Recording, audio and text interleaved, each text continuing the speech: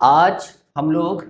Class 11th का जो trigonometric chapter है उसका एक बहुत ही सिंपल सा और इम्पोर्टेंट टॉपिक है the domain and range of the trigonometric function. इस टेबल को कहीं ना कहीं थोड़ा सा आपको याद करना पड़ेगा। ठीक है, तो आपके क्वेश्चन बहुत इजीली हो सकते हैं और जब आप थोड़े कॉम्पिटिटिव क्वेश्चंस करेंगे उनमें बहुत अच्छे से काम में आता है। सबसे पहला हमारे पास जैसा पता है 6 ट्रिग्नोमेट्रिक रेशियोज होते हैं, उन सब का मैंने डोमेन लिखा हुआ है एंड रेंज लिखा हुआ है, उनको आप देख लीजिए फटाफट। जैसे आपका सबसे पहला ट्रिग्नोमेट्रिक फंक्शन है हमारे पास sin x का डोमेन जो हमारे पास होता है r, मतलब x की वैल्यू पे आप कुछ भी ले सकते हैं।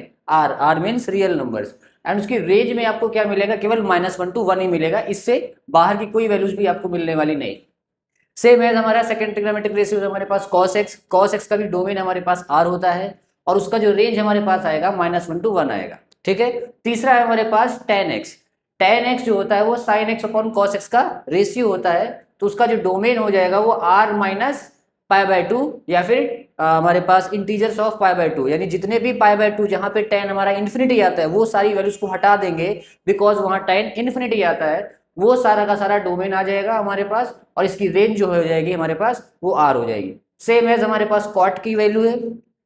cot x का जो डोमेन हो जाएगा जहां जहां पे cot इन्फिनिटी देगा वो वैल्यूज हटा देंगे from the real number and हम उसका डोमेन मिल जाएगा हमको, और उसका जो रेंज होगा वो हमारे पास अगेन r निकल के आएगा। उसी तरीके से sec x हमारे पास हो गया, sec x का भी डोमेन हमारे पास r होता है, बट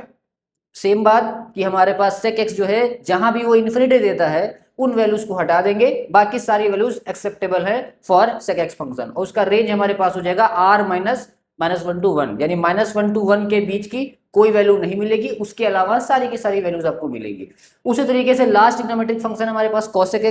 x का डोमेन जो हमारे पास होता है वो r होता है, बट सेम बात कि हमारे पास जहां भी cos x इन्फिनिटी देगा उन वैल्यूज को आपको हटाना पड़ेगा, और उसके हमारे पास जो रेंज निकल के आ जाएगी, रेंज हमारे पास निकल के जाएगी r, बट -1 से 1 के बीच में कोई भी वैल्यू नहीं मिलेगी। इस तरह से थोड़ा सा आप मेमोराइज कर सकते हैं कि इन सारे ट्रिग्नोमेट्रिक फंक्शंस का डोमेन रेंज क्या होता है। ठीक है, याद रखना है बच्चों।